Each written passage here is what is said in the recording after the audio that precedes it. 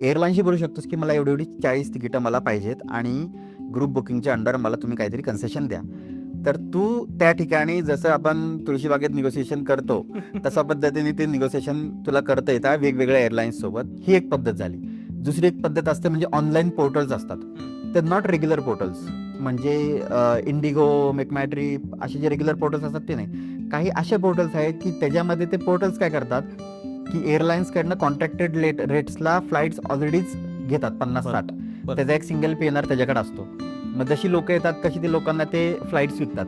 म्हणजे आता मार्केटमध्ये 10,000ला 15,000ला समजा बँकॉकची फ्लाईट किंवा 10,000ला 15,000ला दुबईची फ्लाईट चालू आहे, तर त्यांच्याकडे जर ती 7,000ला मिळू शकते. बऱ्याच लोकांना वाटतं की हे स्कॅम आहे, याच्यापासून लांब राहायला पाहिजे. पण काही व्हॅलिड वेबसाईट्स अशा आहेत की जिथं तुम्हाला या कॉन्ट्रॅक्टेड रेट्समध्ये फ्लाईट बुक करता येतात आणि तुम्हाला लगेच पीएनआर त्याचा मिळत नाही. ते काय करतात, तो पीएनआर मध्ये 40 जण असतात.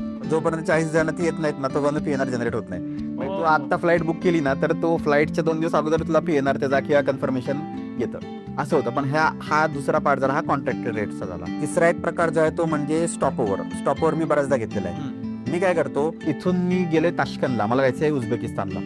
मला फ्लाईट दाखवतीये वन वे 30,000 रुपये, बरोबर. मग मी बघतोय की मी इथून जर दुबईला गेलो किंवा मी इथून जर अबुधाबीला गेलो आणि अबुधाबीला 2 दिवस राहून तिकडनं जर मी नंतर तिथनं ताश्कंदला गेलो तर 30,000च्या ऐवजी ही फ्लाईट मला 15,000चं पडते. कारण इथून अबुधाबीचं तिकीट मला 10,000 रुपये, बरोबर. तिथनं मला एअरलाईनची अख्खी कंपनीच बदलायची आहे आणि तिथून मी 5,000 पलीकडे जाऊ शकतो. आणि दुबईमध्ये किंवा UAE अशी एक व्हिसा सिस्टीम आहे की जी तुम्हाला अलाउ करते की 48 तासाचा किंवा 96 तासाचा ट्रान्झिट व्हिसा तुम्ही घेऊ शकता.